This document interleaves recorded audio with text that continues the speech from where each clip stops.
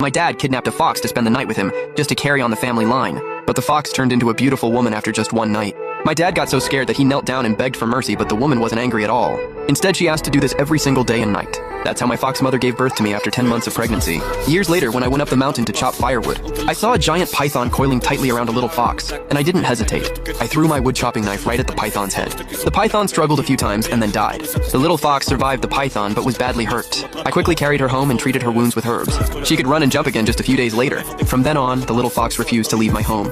But I was an orphan with no parents and could barely feed myself. I tried to send her back to the woods several times, but she always came back to my door at night. She either carried wild fruits or hares and pheasants in her mouth. That's when I realized what the little fox was trying to tell me. She could take care of herself and didn't need me to feed her, so I finally let her stay. The little fox stayed by my side from then on. She suddenly left when I turned 18. I waited until dark and she didn't come back just as I was about to go look for her. An old woman came to my door leaning on a cane. She looked kind and said, "Young man, I'm looking for my granddaughter. Have you seen her?" My heart skipped a beat. No one had come from outside the village lately. "Which granddaughter is yours?" the old woman coughed softly. She stared at me and said I left home a few years ago and asked my granddaughter to watch the house. But she was gone when I came back. Someone said she's living with you. I froze in shock. I was the only one living in my house. I replied politely, "You must be mistaken." The old woman nodded but stared hard at my kitchen. I turned around and saw the little fox squatting there. She wagged her tail at the old woman and seemed to be smiling. The old woman said nothing when she saw the little fox and turned to leave. That night, the little fox slept on my stomach as usual when I woke up the next day. The little fox was gone again. I just got out of bed.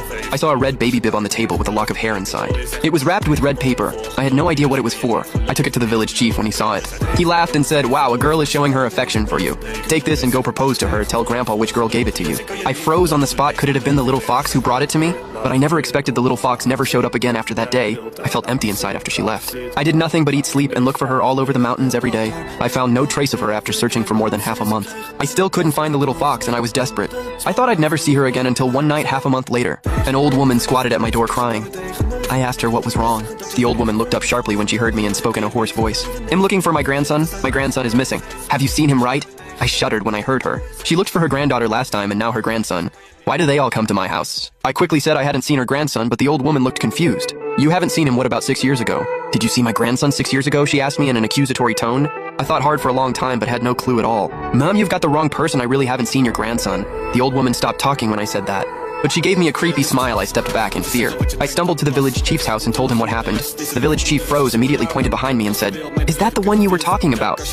I felt a chill down my spine. I turned around shakily and saw the old woman standing silently behind me. I hid behind the village chief in fear. He looked her up and down. "Which village are you from? It's not right to scare a kid at night," the old woman said in a low voice.